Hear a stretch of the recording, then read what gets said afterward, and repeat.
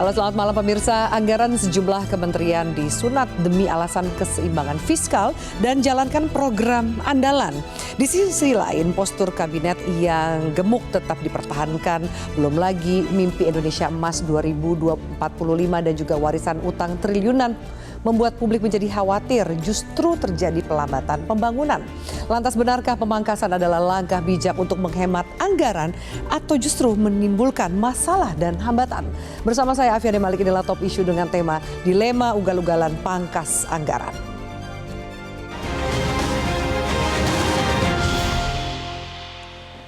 Baik pemirsa, untuk membahasnya saya langsung akan memperkenalkan narasumber saya. Di sebelah kanan saya sudah hadir ekonom sekaligus Ketua Dewan Pakar TKN Prabowo Gibran, Mas Derajat Wibowo. Mas Derajat, selamat malam. Selamat malam. Terima kasih Mas Derajat sudah hadir. Kita masih menunggu narasumber yang akan mendampingi Mas Derajat, dan saya perkenalkan narasumber sebelah kiri saya sudah hadir pengamat politik Mas Adi Praetno. Mas Adi, selamat malam. Selamat malam, Afi. Terima kasih sudah hadir, dan juga Ketua Umum MAKPI Masyarakat Kebijakan Publik Indonesia Mas Rian Nugroho. Mas Rian, selamat malam. Terima kasih sudah hadir. Selalu. Baik, saya ingin mengajak para narasumber dan juga pemirsa untuk mendengarkan statement cuplikan pidato Presiden Prabowo Subianto di acara Muslimat NU pada sore hari tadi. Kita simak bersama. Ada yang melawan saya, ada.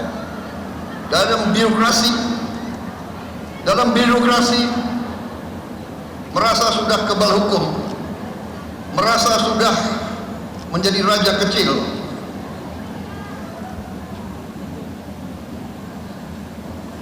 Ada. Saya mau menghemat uang itu untuk rakyat, untuk memberi makan untuk anak-anak rakyat. Kau boleh melawan Prabowo, tapi nanti kau lawan ama-ama itu semua itu.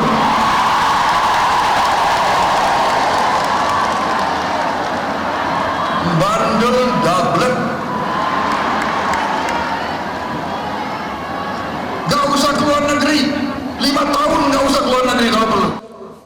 Iya, menarik sekali itu statement terbaru dari pidato Presiden dalam acara Muslimat NU sore tadi, memberikan komentar mengenai efisiensi anggaran yang memang menjadi pembicaraan publik, pembicaraan di semua sosial media. Saya akan tanya ke Mas Adi dulu. Mas Adi, saya kembali bacakan statement tadi yang sama-sama kita dengar.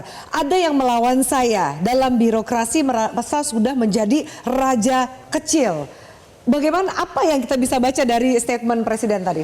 Ya, kalau kita mendengarkan statement dari Presiden Prabowo Subianto, sepertinya memang banyak yang tidak happy dengan adanya kebijakan efisiensi. Karena ini tentu membuat zona nyaman birokrasi, kementerian, dan institusi-institusi tertentu yang selama ini itu memang menikmati zona nyaman mereka dengan anggaran yang cukup fantastis. Yeah. Sementara pada saat yang bersamaan kan kita tahu pelayanan publik itu selama ini kan berbelit-belit, lambat, dan dianggap juga boros. Yeah. Jadi wajar kalau kemudian isu terkait dengan efisiensi ini kemudian menimbulkan polemik, dan menurut bahasanya Pak Prabowo nih, birokrasi kok sudah kebal hukum dan seperti raja-raja kecil. Iya. Itu bahkan yang terasa ada yang katanya ada yang mencoba melawan saya.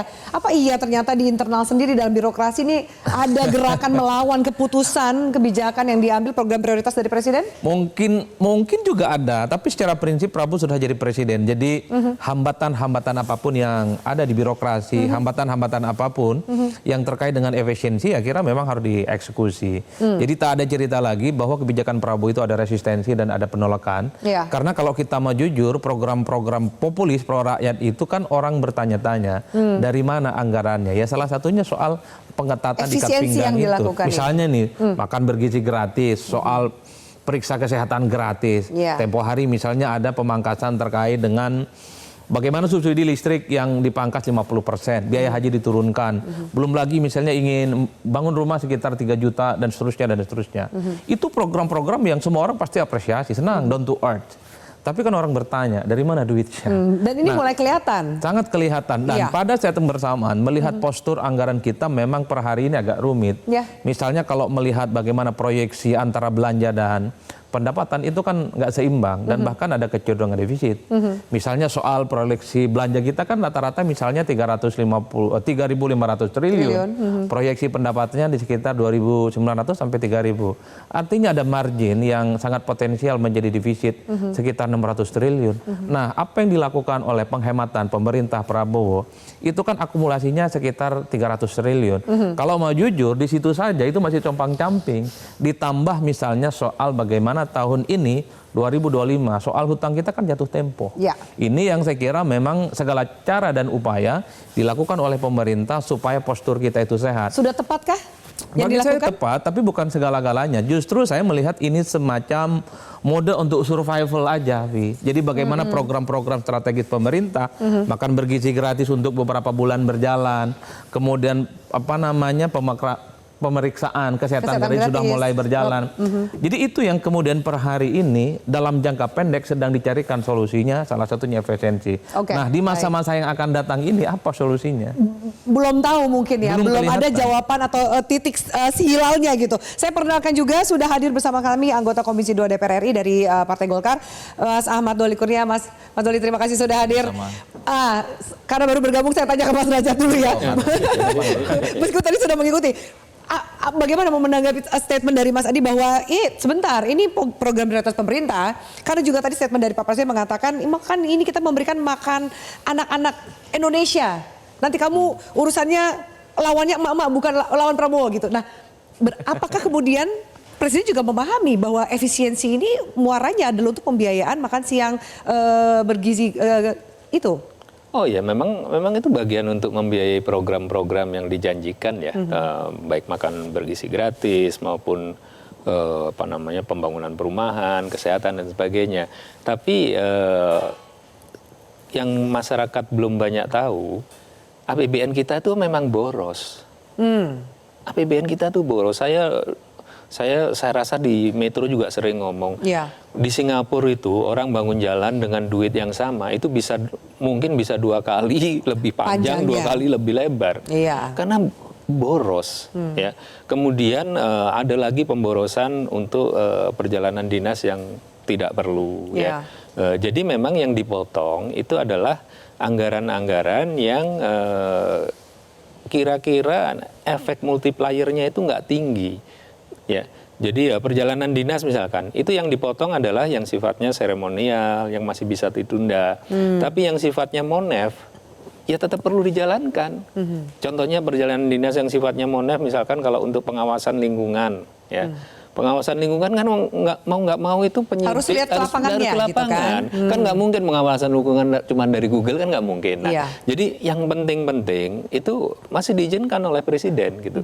Tapi memang yang kira-kira dianggap kurang penting kita pindah ke yang lebih penting, yang efek multipliernya lebih tinggi. Ya, disisir oleh Kementerian Keuangan ketemu 306 triliun gitu loh. Jadi saya nggak tahu nyisirnya karena kan saya bukan bagian yang nyisir, rambut saya juga rambut saya habis. Pokoknya angkanya keluarnya 306 angkanya triliun. 306 triliun ya. Jadi dari situ kelihatan bahwa selama ini memang banyak beban-beban anggaran yang sebenarnya bisa kita kurangi. Ya contohnya beban di hotel, kemudian beban pembangunan jalan, beban pembangunan konstruksi bangunan, itu kan banyak yang bisa dikurangi. Nah, itu yang dikurangi.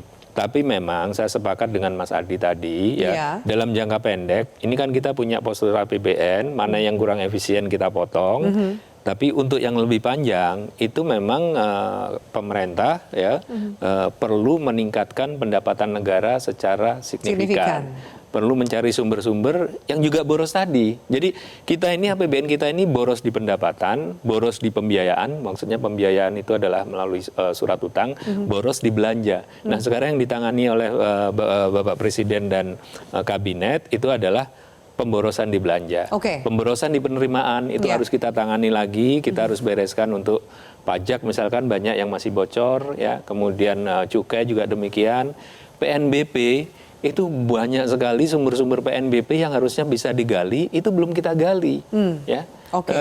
Nanti bisa kita sesi khusus itu kita bahas banyak. sendiri Tapi intinya ini harus masih dilakukan, Mas. Mau nggak mau. Mau nggak mau. Ini pil pahit kalau Caimin yang mesti diterima. Iya, ini sesuatu yang memang harus dilakukan, bahwa kemudian ada birokrat ya mungkin sudah terlanjur, sudah janji sama kontraktor, sudah apa ya apa boleh buat lah ya. Beliau tertawa tahu yang saya maksud. Sudah terlanjur janji apa segala macam, ya apa boleh buat, Anda nggak bisa lagi lakukan itu. Gitu. Oke. Kalau secara politik, kalau Mas Doli melihatnya, karena ini kan juga mempengaruhi MICE di daerah. Banyak tadi kita juga sempat melihat bahwa banyak kegiatan MICE yang sumber utama pendapatan industri MICE ini adalah dari belanja pemerintah, seminar dan lain-lain. Mulai ada pembatalan-pembatalan di sejumlah daerah. Mereka juga khawatir efeknya adalah ketika hotel nggak jalan, UMKM pendukung juga nggak jalan. Di daerah ini suara dari kepala daerah itu seperti apa sih, Mas? Ya, pertama saya kira apa yang dilakukan oleh Presiden Pak Prabowo kita ini sebetulnya menunjukkan ada pembeda ya di awal pemerintahan ini dengan yang sebelum-sebelumnya. Apa itu pembedanya? Yang pertama tadi beliau concern dan sangat berkomitmen untuk melakukan menjalankan program-program yang down to earth tadi itu, ya. Makan siang gratis, kemudian kesehatan gratis, rumah dibangunkan dan segala macam itu. Iya. Yang tentu konsekuensinya adalah tadi ya memang membutuhkan anggaran. Satu. Yang kedua adalah ya pembedanya adalah beliau menunjukkan ada pembenahan. Pembenahan yang paling mendasar itu adalah soal anggaran. Kan? Apalagi tadi Mas Dajab mengatakan bahwa memang selama ini postur APBN kita tuh boros. Saya kira kan yang tahu boros bukan Mas Dajab aja, tapi mungkin Pak Prabowo juga tahu. Kan kira-kira begitu. Nah, jadi beliau mau melakukan efisiensi, ya, efisiensi, dan yang kalau kita lihat yang di efisien itu kan memang ya yang kita tahu sama-sama ini selama itu ya apa namanya ya kalau dikurangi juga tidak terlalu punya dampak terhadap program yang kan kita lihat nih ya masing-masing di komisi kita kan ada raker dengan menteri-menteri dan itu kan fluktuatif tuh, misalnya kayak di apa namanya di Kementerian Dalam Negeri pemotongannya 50%. Yeah. Kalau di PU itu hampir 80%, 90% gitu ya. Nah, tapi kan itu saya kira memang sudah dipertimbangkan matang-matang mana kementerian, lembaga yang memang diefisiensikan tanpa mau ini. Nah, soal tadi itu ya, memang perlu diantisipasi. Kalau saya bukan soal kepala daerah dan segala macam, ya bagaimanapun kan itu, MICE itu kan berhubungan dengan masyarakat kelompok tertentu yang bekerja di tempat mereka, ya katakanlah kelas menengah ke bawah gitu ya. Nah ini yang juga nanti saya kira harus diantisipasi oleh pemerintah. Karena ancaman PHK mau tidak mau juga perlu mereka lakukan untuk survive dan akhirnya kembali lagi ke masyarakat itu sendiri dampak negatif yang dirasakan dari efisiensi ini. Nah ya makanya jadi saya kira memang satu sisi kita lihat efisiensi ini memang untuk tujuan yang baik, ya. Tapi jangan lupa bahwa ini nggak sederhana gitu. Ya implikasinya juga saya kira saya yakin sudah dipertimbangkan ya. Harus diantisipasi seperti yang contohnya yang tadi itu. Oke, baik. Saya harus jeda Mas Rian, usai jeda saya minta tanggapan Anda karena setiap hari pemberitaannya seperti hari ini 50% anggaran BMKG dan Basarnas dipotong 50%. Lalu kayak teriak bahwa untuk gaji pegawai hanya bisa sampai Oktober 2025. Apakah kemudian ini akan berdampak kepada pelayanan publik? Usai jeda pemirsa, tetaplah bersama kami. Jelajahi cara baru mendapatkan informasi. Download Metro TV Extend sekarang.